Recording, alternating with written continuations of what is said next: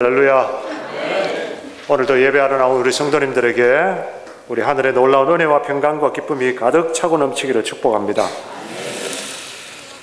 오늘은 호세아서 11장 1절에서 11절 말씀 가지고 하나님은 우리를 끝까지 사랑하십니다 하는 제목으로 하나님 말씀을 증거합니다. 우리 하나님을 한마디로 표현하자면 여러분 뭐라고 표현하시겠습니까?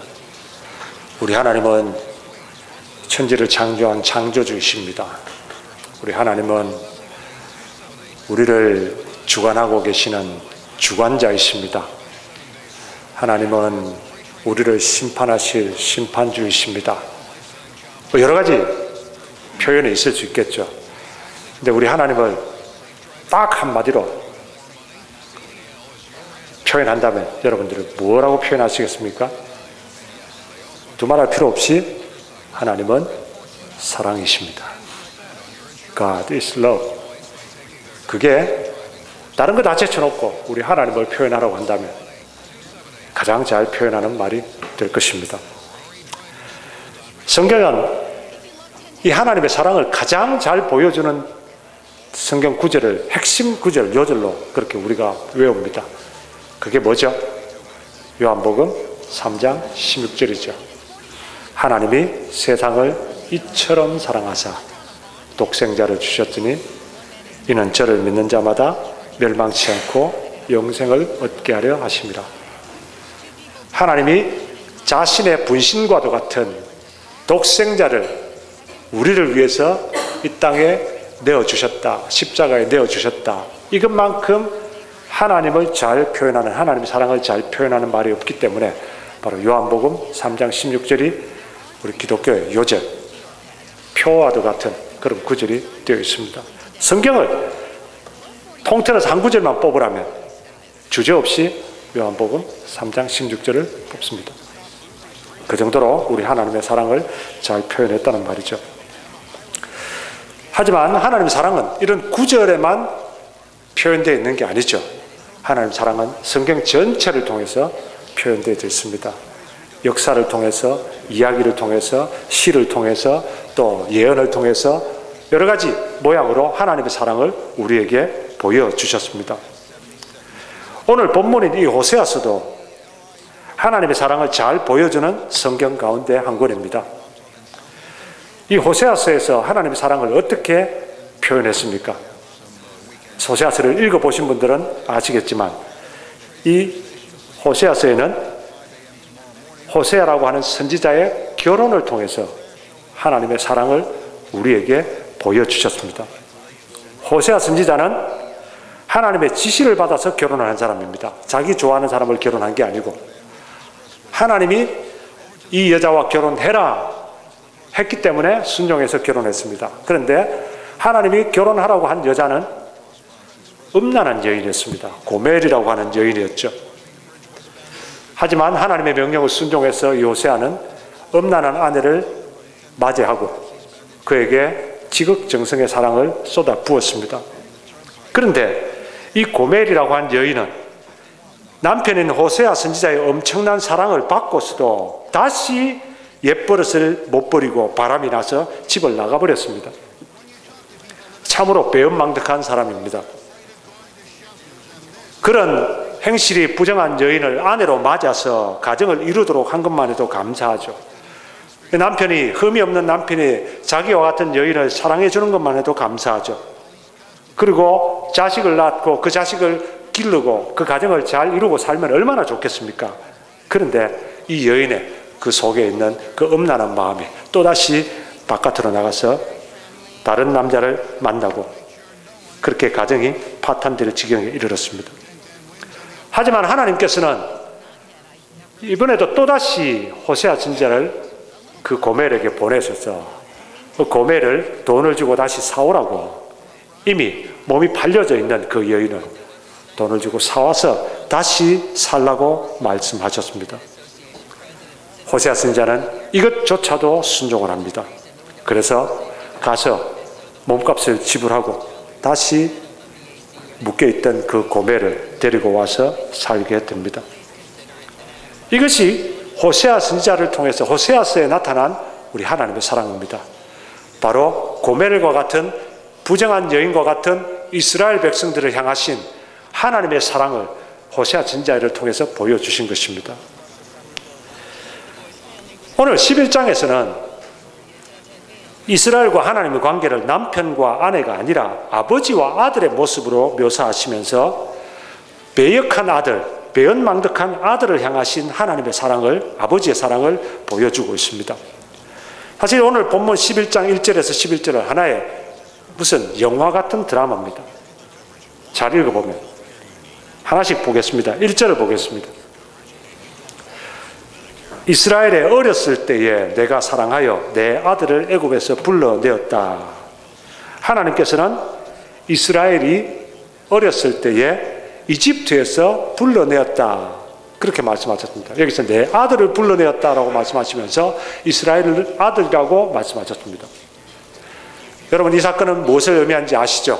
바로 이스라엘이 이집트에 노예 생활할 때에 하나님께서 그들을 출애굽시키신 사건을 가리킵니다. 그런데 하나님이 이스라엘 백성들을 이집트 파라오의 손에서 구해내실 때에 그 이집트 파라오 왕에게 뭐라고 말씀하셨느냐 하면 출애굽기 4장 22절에서 23절에 보면 너는 바로에게 이르기를 여호와의 말씀에 이스라엘은 내 아들 내 장자라. 내가 네게 이르기를 내 아들을 놓아서 나를 섬기게 하라 하여도 네가 놓기를 거절하니 내가 네 아들 네 장자를 죽이리라 하셨다 하라 하시니라 그랬습니다. 무슨 말씀입니까? 하나님이 이집트 왕 파라오에게 내 아들인 이스라엘 백성들을 해방시켜라. 그런데도 네가 말을 듣지 않으니까 내 아들을 놓아주지 않으니까 나는 네 아들을 죽이겠다 이 말입니다. 하나님께서는 이처럼 이스라엘을 아들로 삼아주셨습니다. 아들로 불러주셨습니다. 그런데 하나님이 이스라엘을 이집트에서 아들로 불러주실 때 이 아들의 상태가 어땠냐면 어렸다 말했습니다. 1절에 보면 네가 이스라엘에 어렸을 때에 내가 사랑했다 그렇게 말씀했죠. 이스라엘이 어려서 이런 말은 무슨 뜻이냐면 아직 이스라엘이 자기 자신 스스로의 힘으로 무언가를 할 수 없는 상태였다 이 말입니다. 이스라엘이 어렸을 때 하나님이 그를 사랑해서 이것을 불러냈단 말은 이스라엘 스스로 힘으로는 뭘 할 수 없었다는 말입니다. 그들이 힘을 길러서 그 이집트에서 탈출할 수 있었다든지 뭔가가 돈을 지불하고 그들을 나올 수 있었다든지 할 수 있는 그런 상태가 아니었단 말입니다. 하나님께서 그들을 불러내신 것은 그들이 강하거나 그들이 잘나서가 아니라 하나님께서 강권적으로 그들을 불러내신 것입니다. 신명기 7장 7절에도 말했습니다. 여호와께서 너희를 기뻐하시고 너희를 택하신 것은 너희가 다른 민족보다 수효가 많은 연고가 아니라 너희는 모든 민족 중에 가장 적으니라. 이스라엘 민족이 어리고 아무것도 할 줄 모르는 상태에서 하나님께서는 그들을 사랑해서 그들을 건져주셨다 이 말입니다. 그들을 그냥 이집트에서 건져주시고는 혼자 살아라 말씀하시지 않으셨습니다. 하나님은 그들을 사랑으로 길러주셨다고 말씀합니다. 오늘 본문 3절과 4절 봅시다. 3절과 4절 그러나 내가 에브라임에게 걸음을 가르치고 내 팔로 안을지라도 내가 저희를 고치는 줄을 저희가 알지 못하였도다. 내가 사람의 줄 곧 사랑의 줄로 저희를 이끌었고 저희에게 대하여 그 목에서 멍에를 벗기는 자같이 되었으며 저희 앞에서 먹을 것을 두었으노라. 하나님께서 아버지가 아들을 사랑으로 키우듯이 그런 말을 가르치고 팔로 안고 물을 못 건널 때는 그냥 등에 업고 건너고 뭔가가 자신의 힘으로 부담될 때는 그 짐을 대신 져주고 넘어졌을 때는 손을 잡고 일으켜주고 먹을 것을 제공해주고 입을 것을 제공해주고 그렇게 하나님께서 이스라엘을 사랑으로 기르셨다 이 말입니다. 3절과 4절의 말씀. 신명기 1장 31절에도 보면 광야에서도 너희가 당하였거니와 사람이 자기 아들을 안음같이 너희 하나님 여호와께서 너희의 행로 중에 너희를 안으사 이곳까지 이르게 하셨다. 하나님이 이스라엘 백성들을 품에 안고 마치 아버지가 자식을 품에 안듯이 안고 인도했다 이 말입니다. 여러분, 이런 사랑의 아버지를 둔 아들은 얼마나 행복하겠습니까? 하지만 이스라엘은 이런 하나님의 사랑을 저버립니다. 오늘 본문 2절을 봅시다. 이렇게 하나님이 하시는데도 2절 봅시다. 선지자들이 저희를 부를수록 저희가 점점 멀리하고 바알들에게 제사하며 아로새긴 우상 앞에서 분향하였느니라. 무슨 말입니까? 하나님이 아들을 부르면 부를수록 더 멀리 갔다는 겁니다. 그리고 아버지께로 안 오고 바알들에게 가고 아로새긴 우상 앞에 절을 했다는 겁니다. 마치 사춘기 티네이저 아이들이 아버지의 간섭이 싫어서 자꾸만 멀리 떠나가는 것처럼 이스라엘이 하나님의 품을 떠나서 가나안 우상을 섬기면서 하나님을 멀리 했다는 것입니다. 여러분, 이렇게 하면 하나님께서 어떻게 하셔야 되겠습니까? 자식이 이렇게 말 안 듣고 엉뚱한 길로 가면 부모는 어떻게 해야 되겠습니까? 하나님께서도 이런 자식을 징계하셨습니다. 부모는 자식을 매를 때리게 되어 있습니다. 매를 때려서라도 어떻게든지 바른 길을 가도록 만들어야죠. 하나님께서 그렇게 하셨단 말입니다. 5절과 6절 보겠습니다. 5절과 6절입니다. 저희가 애굽 땅으로 다시 가지 못하겠거늘 내게 돌아오기를 싫어하니 아수르 사람이 그 임금이 될 것이라. 칼이 저희의 성읍들을 치며 빗장을 깨뜨려 없이 하리니 이는 저희의 계책을 인함이니라. 하나님께서 매를 드시는데 아수르라고 하는, 아시리아라고 하는 매를 드셨다는 겁니다. 그리고 저들을 치셨습니다. 아수르가 이스라엘을 침공해서 이스라엘이 고난을 당합니다. 힘든 일을 겪습니다. 하지만 배은망덕한 이스라엘은 그럼에도 불구하고 아버지의 징계를 듣지 않고 더욱 어그러진 길로 나갑니다. 7절에 나오죠. 내 백성이 결심하고 내게서 물러가나니 비록 저희를 불러 위에 계신 자에게로 돌아오라 할지라도 일어나는 자가 하나도 없도다. 매를 때리는데도, 매를 맞고 상처를 입었는데도 더 독한 마음을 품고 아버지를 멀리하고 더 떠나가고 다시 돌아오라고 하는데도 일어나는 자가 하나도 없었다. 이쯤 되면 어떻습니까?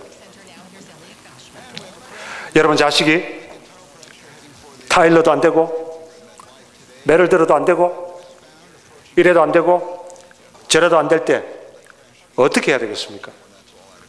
인간 아버지라면 눈 질끈 감고 호적에서 지워버리든지 넌 더 이상 내 아들이 아니다 하며 절교를 선언하고 다시는 얼굴을 보지 않지 않습니까?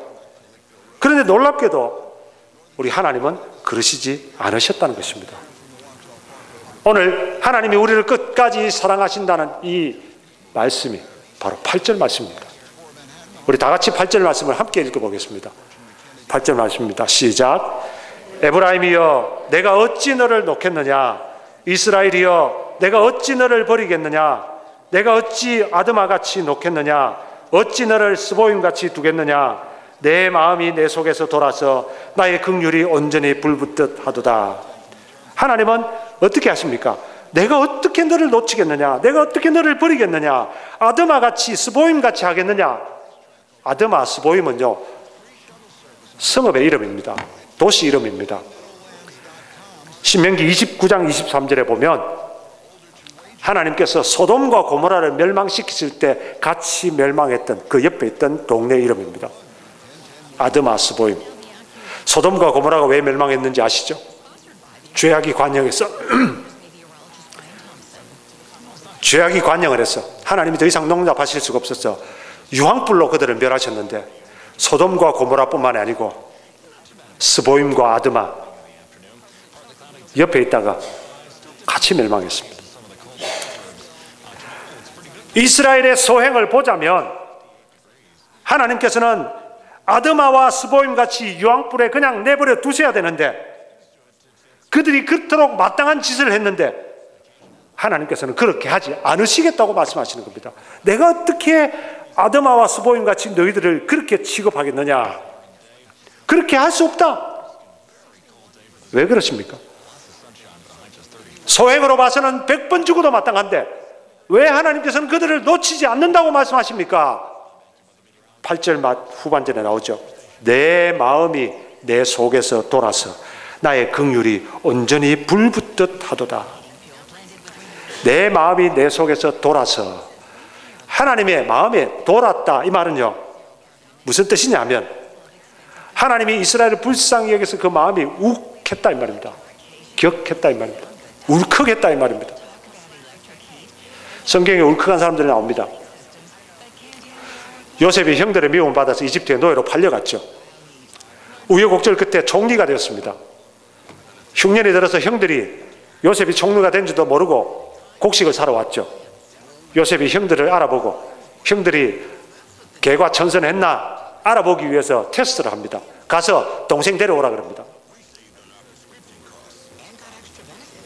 요셉에게는 친엄마에게서 난 피부치 동생인 베냐민이 있었습니다. 형들이 가서 설득하고 아버지를 설득해서 겨우 막내 아들 베냐민을 데리고 옵니다. 베냐민을 만난 요셉이 어땠습니까? 울컥했습니다. 차마 그 자리에 있지 못하고 혼자서 방으로 들어가서 실컷 울고 나왔습니다. 여기 하나님의 마음이 돌았다는 말은 바로 그 표현입니다. 하나님이 100번 죽어봤던 걸, 매를 때려도 안 되고 이래도 안 되고 저래도 안 되는 이스라엘 백성들을 그냥 내버려 두시면 되는데, 우리 하나님 마음이 우리를 볼 때에, 그 이스라엘 백성들을 볼 때 울컥하셨어요. 긍휼이 불붙듯 하듯 불쌍히 여기는 마음이 울컥했어요. 하나님이 참으로 내가 어떻게 너희들을 놓치겠느냐, 내가 어떻게 너희들을 버리겠느냐 말씀하시는 겁니다. 예레미야 31장 20절에도 동일한 말씀을 하고 계십니다. 에브라임은 나의 사랑하는 아들, 기뻐하는 자식이 아니냐. 내가 그를 책망하여 말할 때마다 깊이 생각하노라. 그러므로 그를 위하여 내 마음이 측은한 즉 내가 반드시 그를 긍휼히 여기리라. 여호와의 말이니라. 하나님께서 매를 드시고서도 그 이스라엘을 볼 때 마음이 울컥해서 견디실 수가 없던 거죠. 그 이스라엘을 다시 돌이키겠다고 하신 것이죠. 하나님이 버리지 않으시겠다고 하는 것이죠. 여러분, 이스라엘이 버림받지 않는 이유가 무슨 이스라엘이 하나님 앞에 돌아왔기 때문이 아닙니다. 이스라엘이 뭔가 하나님 앞에 잘난 짓을 했기 때문이 아닙니다. 예레미야 애가 3장 22절에 보면 여호와의 자비와 긍휼이 무궁하심으로 우리가 진멸되지 않았다.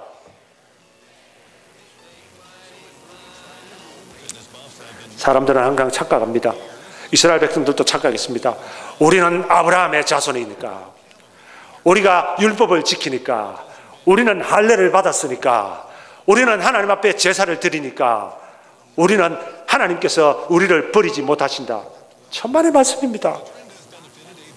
여러분, 이스라엘이 제사를 드렸기 때문이 아니라, 이스라엘이 하나님 앞에 온전히 돌아왔기 때문이 아니라, 이스라엘이 거듭난 길로 계속해서 나가고 거듭 하나님이 부르시는데도 불구하고 그들은 더 멀리 나가고 돌아오라는 소리에 한 사람도 일어나는 사람이 없었을지라도 하나님의 긍휼이, 하나님의 그 자비하심이 무궁하심으로 그들을 버리지 않으셨다는 겁니다.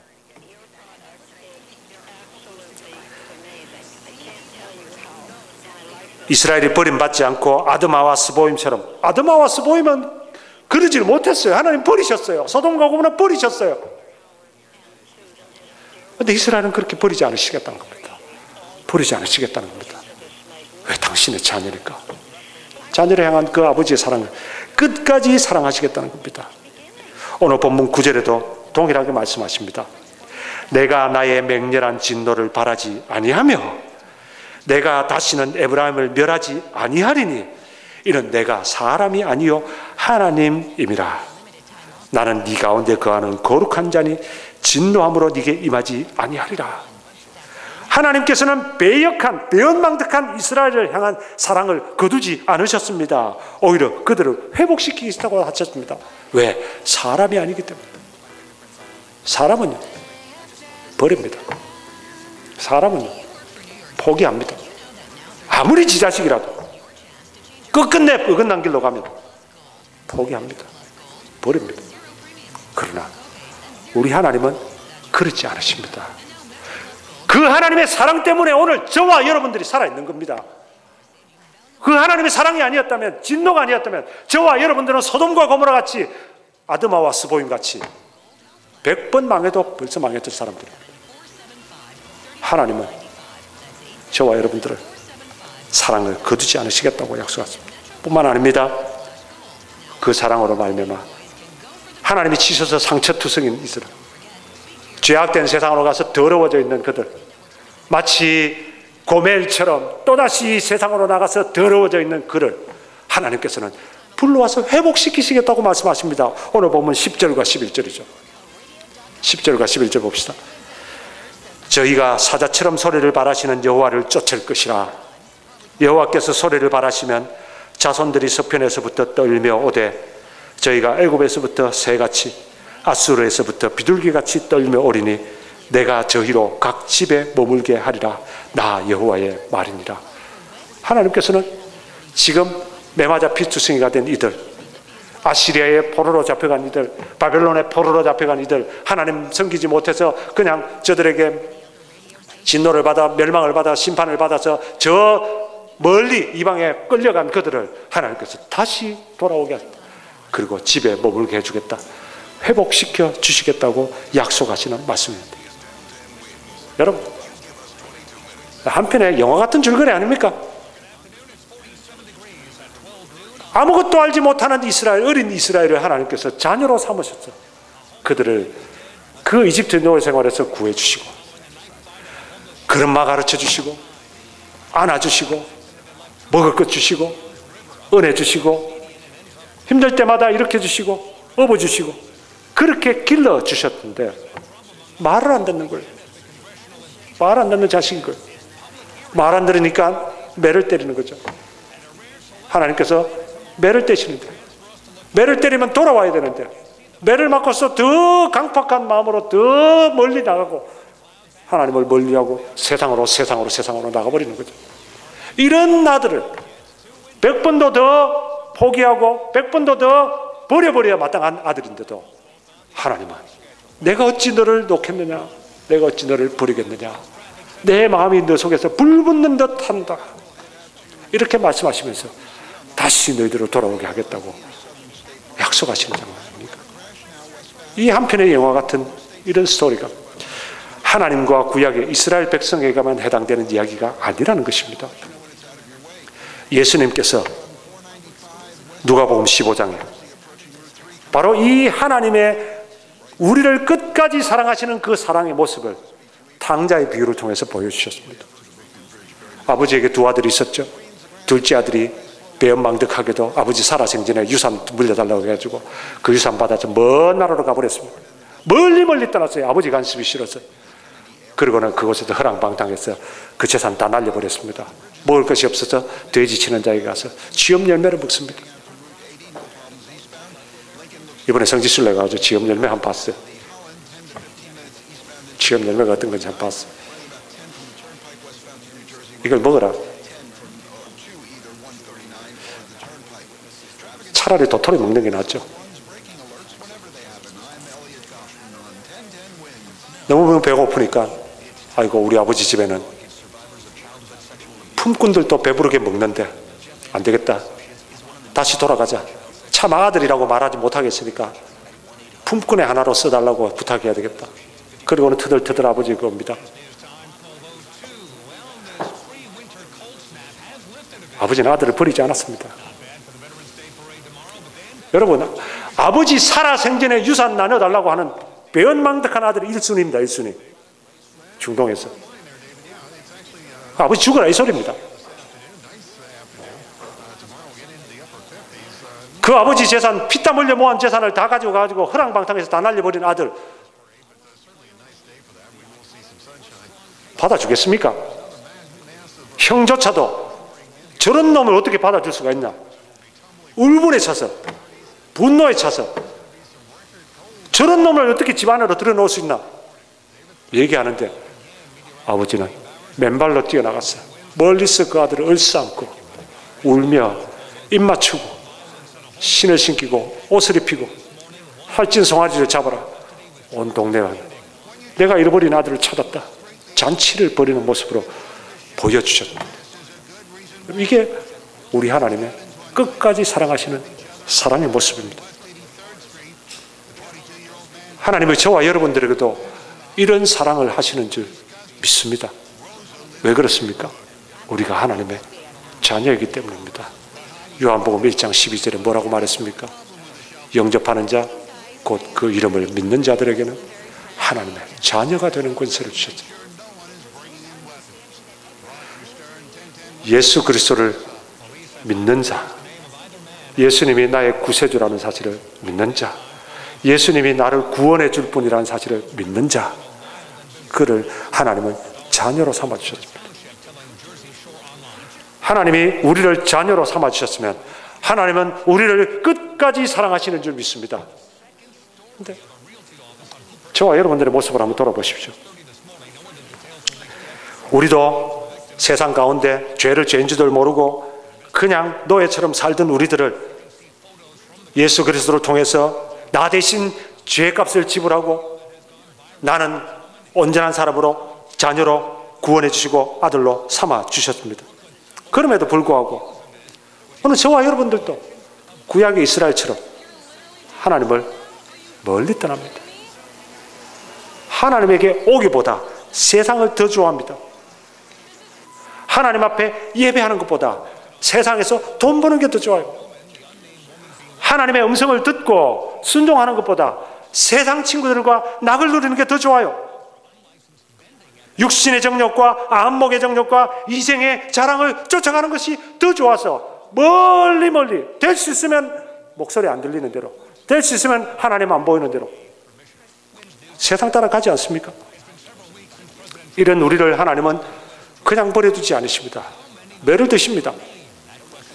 하나님께서 매를 드시면 정신 차리고 하나님 앞에 돌아와야 되는데 매 맞을 때는 잠시 회개하는 것 같지만 곧 돌아서서 언제 그랬냐는 듯이 잊어버리고 다시 세상을 따라가지 않습니까? 우리의 이런 모습을 잘 표현해 준 복음성가가 하나 있습니다. 한국의 복음성가 사역자 가운데서 김석균 씨라고 하는 분이 있어요. 이분이 쓴 복음성 가운데 내가 처음 주를 만났을 때라고 하는 복음성이 있습니다.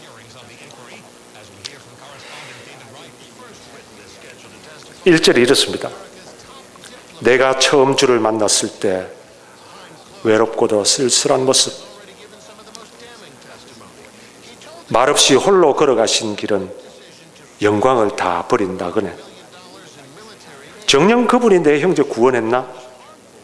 내 영혼도 구원하려나? 의심 많은 도마처럼 물었네. 내가 주를 처음 만난다. 1절에는 주님을 처음 만났을 때로 회상하면서 기억을 썼어요. 처음 주를 만났을 때 외롭고 쓸쓸한 모습으로. 정말 주님이 나를 구원하는 게 맞나? 정말 내 영혼을 구원하실 것인가? 의심 많은 도마처럼 계속 근감인가 믿으면서 주님을 처음 만났다는 거죠. 2절에는 내가 다시 주를 만났을 때, 처음 주를 만나고 나서 다시 주를 만났을 때 모습은 이럽니다. 내가 다시 주를 만났을 때 죄악으로 물든 병든 몸, 예수를 믿었는데 죄악에 물들어서 병이 들었어요. 다시 주님을 만납니다. 조용히 내 손 잡아 이끄시며 병든 자여 일어나거라. 눈물을 흘리며 참회하였으니 내 믿음이 뜨거웠으니. 아마 주님을 다시 만났을 때 내 병을 고쳐주시는 주님 앞에 눈물을 흘리며 참회하면서 마음이 뜨거워진, 믿음이 뜨거워진 그 상태를 이야기하죠. 그런데 2절이 여기서 끝나지 않아요. 그러나 죄악이 나를 삼키고 내 영혼 갈 길을 잃었네. 그럼에도 불구하고 또다시 죄악이 나를 삼키고 내 영혼이 갈 길을 잃어버렸다.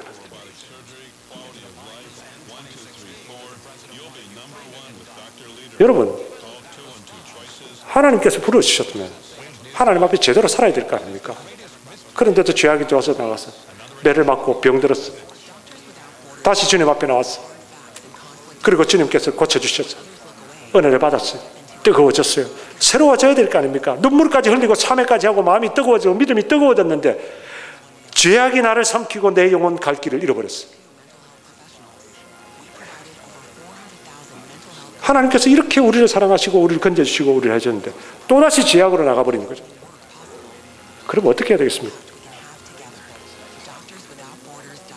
버려야죠.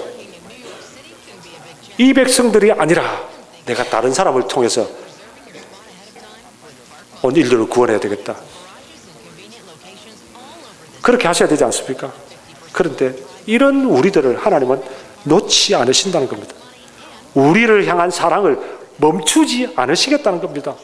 하나님은 사람이 아니기 때문에 사람들은 벌써 포기해도 우리 하나님은 포기하지 않고 결코 그 사랑을 거두지 않으신다는 겁니다.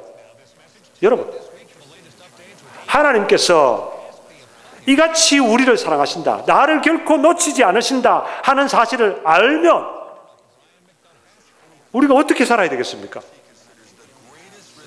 우리가 어떻게 살아야 되겠습니까?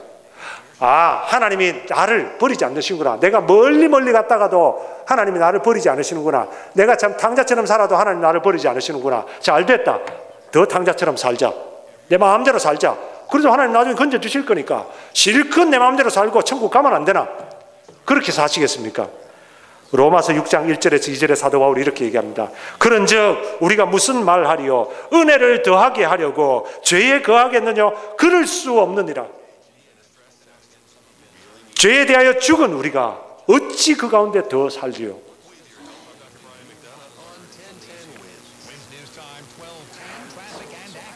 우리를 끝까지 사랑하시는 그 하나님의 사랑을 안다면, 아, 내 마음대로 살아도 하나님 나를 구원해 주시니까 내 마음대로 살아야 되겠다, 이게 아니라 나의 부끄러운 모습을 다 받아주시는 우리 하나님 앞에, 나에게 변함없이 사랑하시는 하나님 앞에, 더러워진 우리를 다시 깨끗해 주시는 하나님 앞에, 실패한 우리를 다시 회복시켜 주시는 하나님 앞에 그 하나님 은혜에 감격하고 감사하며 살아야 되지 않겠습니까? 내가 다시 주를 만났을 때 3절이 바로 그것을 노래합니다. 3절의 세 번째 주님을 만난 것입니다.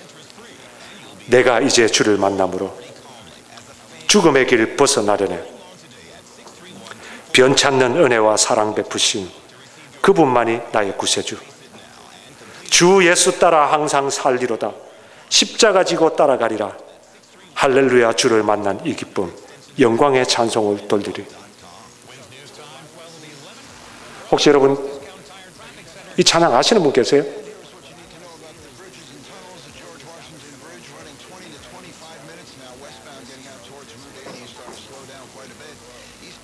(3절입니다)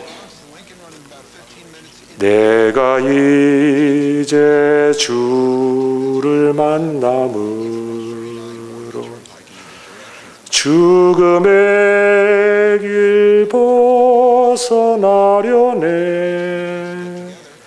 변찮는 은혜와 사랑 베푸신 그분만이 나의 구세주.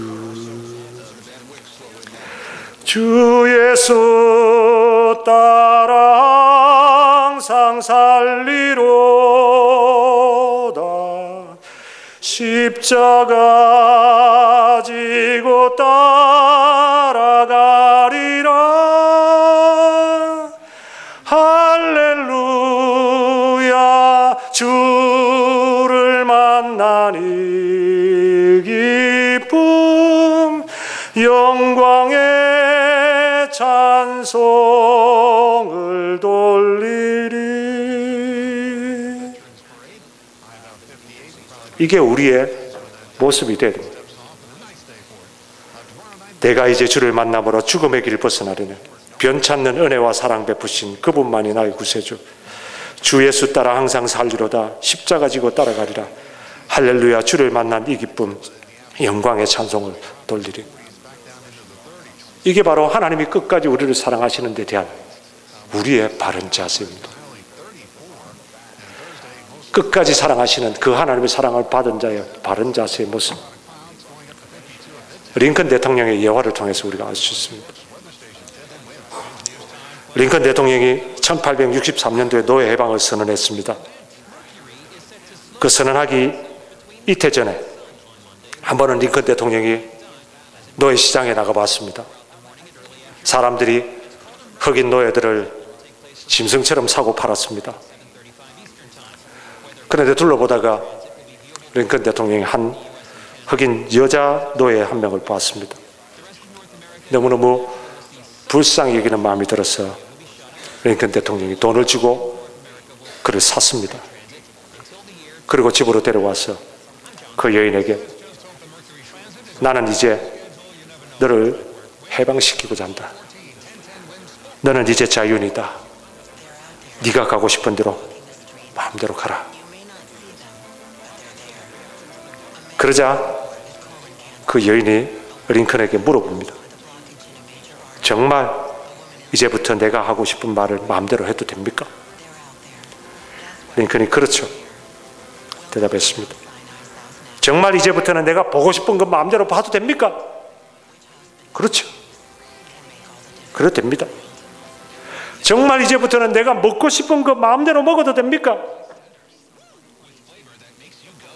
그렇다고 대답했습니다.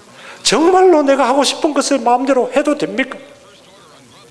계속해서 묻는 말에 링컨 대통령이 정말 그렇다고 연거푸 대답을 했습니다. 그러자 그 여인이 이렇게 말했다고 합니다. 대통령님, 대통령 각하, 그렇다면 이제부터는 내가 당신을 섬기고 내 평생 당신을 수종하며 살겠습니다.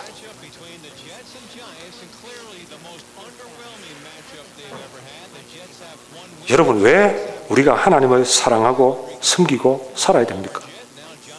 두려움 때문입니까? 매를 드실까봐, 매 맞을까봐 두려워서? 누가 겁박을 해서? 협박을 해서? 아니면 주일마다 목사가 강단에서 감언 이설로 여러분들을 속여서? 아니죠. 우리가 하나님을 사랑하고 섬기며 살아가는 이유는 우리 하나님의 끝없는 사랑 때문입니다. 끝없이 멀리 가는 나를 끝까지 포기하지 아니하시고 사랑하시는 하나님의 사랑 때문입니다. 늘 내 속에는 반역하는 기질만 가지고 늘 세상으로만 나가려고 하는 나를 이끌어서 내 목에서 멍에를 벗기시고 먹을 것 주시고 내가 들어가야 될 천국을 예비하여 주시고 끝까지 우리를 당신의 품에 안아주시는 그 하나님의 사랑을 받았기 때문에 우리도 그 하나님의 사랑을 보답하고 사랑해야 되겠다는 마음이 드는 게 진정으로 사랑받은 자의 행동이 아니겠습니까? 사도 바울은 고린도후서 5장 14절에 왜 그리스도를 섬기는지 그리스도의 사랑이 나를 강권하신다 그렇게 표현했습니다. 오늘 저와 여러분 모두가 다 우리 하나님의 사랑에 강권되는 사람들 되기를 바랍니다. 저와 여러분들 모두 나를 끝까지 놓치지 않으시는 그 사랑에 대해서 감사와 감격하는 마음으로 하나님만 사랑하고 섬기며 살아가는 분들 다 되기를 주의 이름으로 축원합니다. 찬양하고 기도하겠습니다. 주의 사랑을, 주의 선하심을, 주의 은혜를 생각해 보십시오. 하늘보다도 더 높으신 아버지의 사랑은 크고 놀랍습니다. 내 어찌 그 사랑을 잊겠습니까? 내 어찌 주의 긍휼을 잊겠습니까? 우리 하나님의 사랑을 잊지 않고 사랑을 보답하며 살겠다고 결단하며 불러보겠습니다.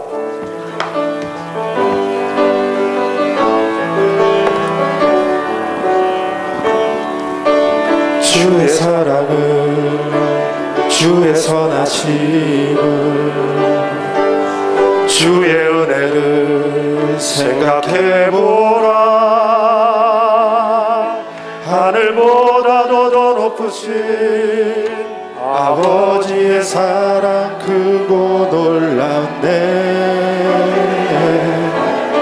아버지 사랑 크고 놀랍네. 주의 사랑을, 주의 선하심을, 주의 사랑을, 주의 선하심을, 주의 은혜를 생각해보라.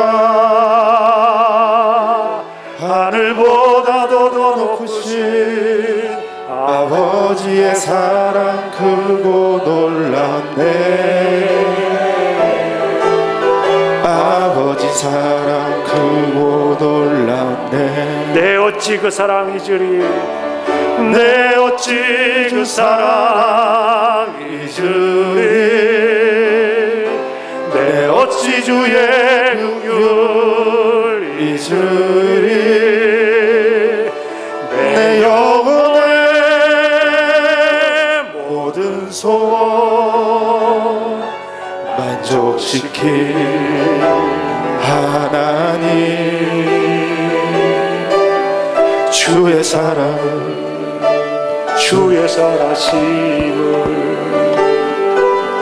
주의 은혜를 생각해보라.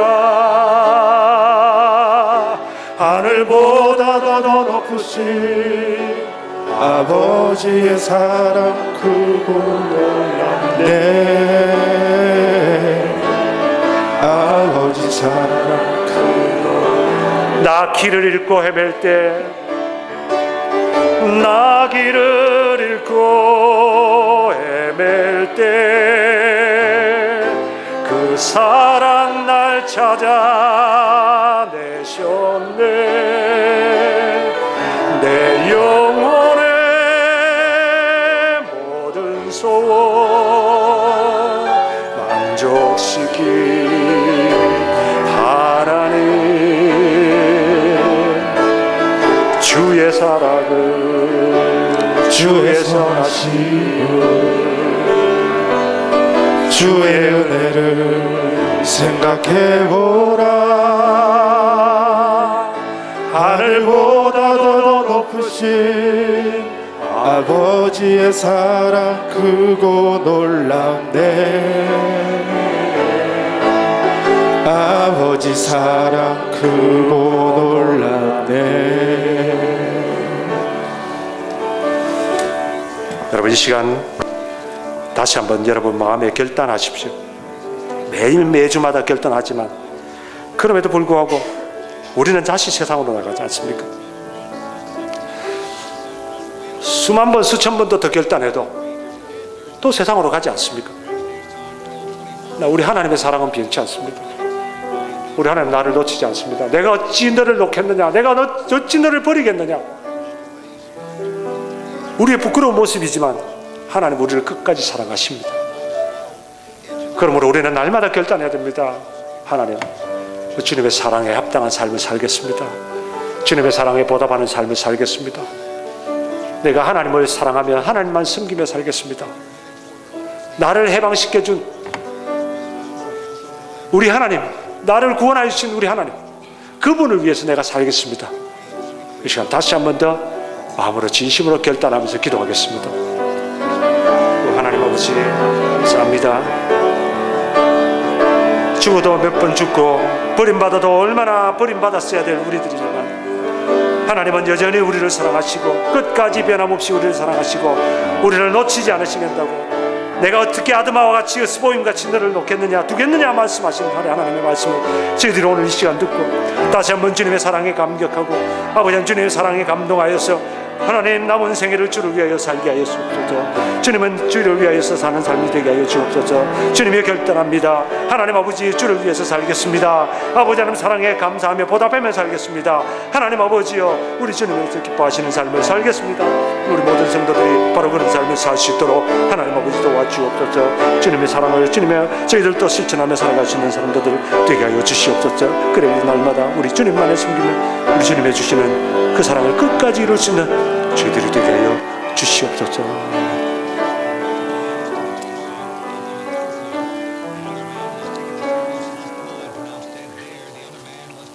하나님, 오늘도 주님 앞에 고백합니다. 저희들이 주님 앞에 늘 사랑을 기억하지 못하고 언제나 하나님보다는 세상을 좋아해서 세상으로 갔던 저희들입니다. 주님, 이 시간 부족하지만 저희들을 사랑해 주시는, 또다시 저희들에게 사랑을 베풀어 주시는 우리 하나님의 사랑 앞에 결단합니다. 남은 생애를 나를 구원해 주신 주님, 끝까지 사랑하시는 주님, 인간이 아니기 때문에 하나님이시기 때문에 우리를 놓치지 아니하시는 그 사랑에 감사하며 감격하여 살게 하여 주시옵소서. 주님만을 사랑하며 주님만을 섬기며 살아가게 하여 주시옵소서. 주님, 우리는 자격이 없지만 우리 하나님의 그 사랑에 감사하여서 우리도 사랑을 베풀며 살아가게 하여 주시옵소서. 끝까지 사랑하시는 우리 하나님의 사랑에 우리도 날마다 하나님만 사랑하며 이웃을 사랑하며 우리 주님 앞에 부끄럽지 않는 삶을 사는 복된 성도들이 되게 하여 주옵소서. 우리를 위하여서 자신의 몸 버려주신 구세주 예수 그리스도의 은혜와 하나님 아버지의 끝까지 변치 않는 사랑과 성령의 감동 교통하심이 오늘도 그 하나님의 사랑을 깨닫고 다시 한번 나도 사랑에 감동하여서 주님만을 사랑하며 섬기기로 결단하고 다짐하는 이 자리에 모인 모든 성도들과 유재 제일하는 교회 위에 영원토록 함께 있을지어다. 아멘.